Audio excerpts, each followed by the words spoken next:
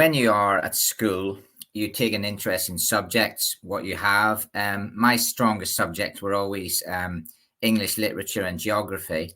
Geography was probably the biggest one when I look back, because I grew up in Northern Ireland, which has English as its language. So for me, it was easy to read English and to read English poetry, English books.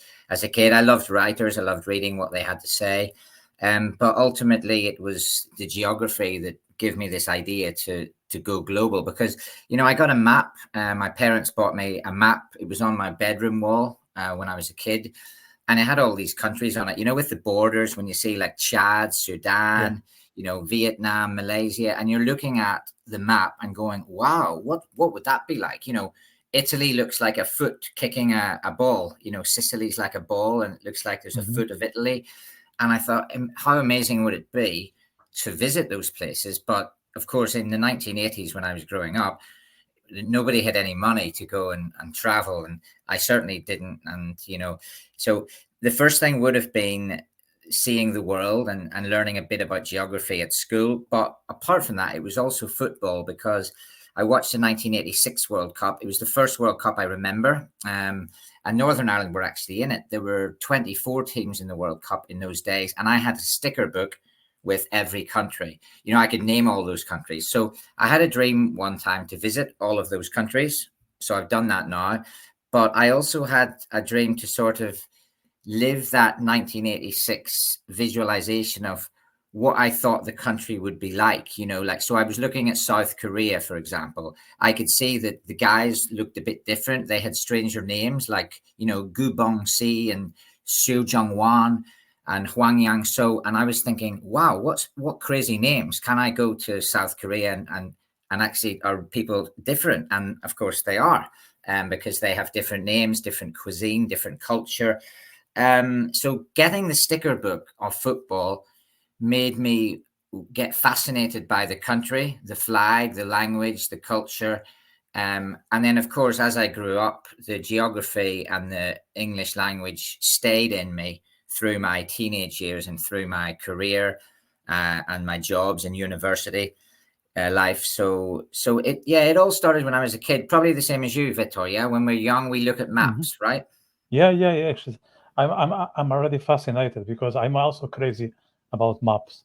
And as a matter of fact, like we moved, like myself, my girlfriend, and my cat, we moved to this apartment 2 months ago. We bought it. Finally, we bought a place.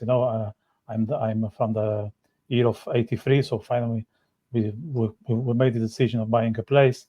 And I wanted to give him it the sense of a home, obviously, but also some traveling elements. So there I were can two see the things. globe behind you. I can see that. Yeah, the globe is there. That's one, but there are a few others that are not visible now. So one I have here on my right hand side is a wall with 9 canvas. Okay, Yeah. and we just put them yesterday, which is a big coincidence. And what are those 9 canvas? Are the cities where I lived, Oh, including wow. my Yeah. hometown, that I Brilliant. want to carry them with me wherever I go.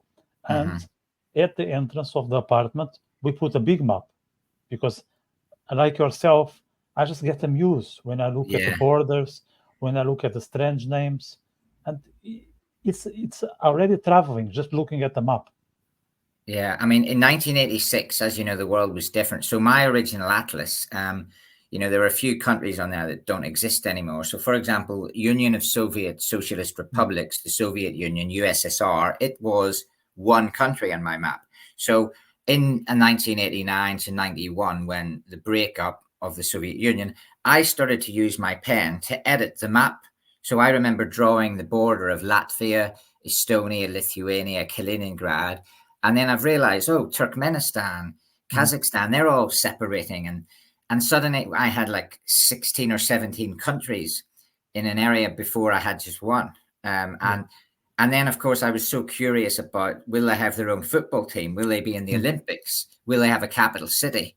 And of course, they have all that. They've got flags. And it was such a crazy time. Yugoslavia did the same situation, with Croatia now, such a strong nation with football and sport, and they're really passionate, country. But before, it was just part of Yugoslavia. So, I mean, the whole fascination, after that was just mega for me. Yeah. So football was also an opener for me. And what happened was like my father was very much into gambling, not in the not like we do it these days with the likes of Paddy Power and Ladbrokes, but more like you have a list of matches and you need to guess the result. And let's say if you get 10 out of 13 or 10 out of 12, then you get some money. If you get 8, you get a bit less, and so on and so forth. And there was this newspaper at home called 1x2, a Portuguese newspaper. And that was one of my reading materials, even for me to learn how to read. And every week there were these matches from all over Europe. And I would learn so much about cities that most people, like even at our age, they never heard of. That's the same thing even to me. now. Yeah. So it happened to me because you would look at the name of a football team and then you would check which country is it in, you know, like Olimpii Ljubljana. So I remember thinking, where is that? And then I find out, oh, it's in Slovenia. Where is it in Slovenia? Well, it's in the capital. And then, you know, you might go into school and tell people that, and nobody's interested because there are certain people that get that and certain people that don't. And I was more like a black sheep, I would say, for my family and maybe even at school, because I knew things that other people didn't know at school, but that meant that I didn't listen, you know, during mathematics or something I wasn't interested in. I didn't really care about it. I focused on, you know, geography, probably a bit of history, and especially the language. I did a bit of French and German, and now I do a bit of Polish to try and get me a bit more culturally aware. Is when I started to travel.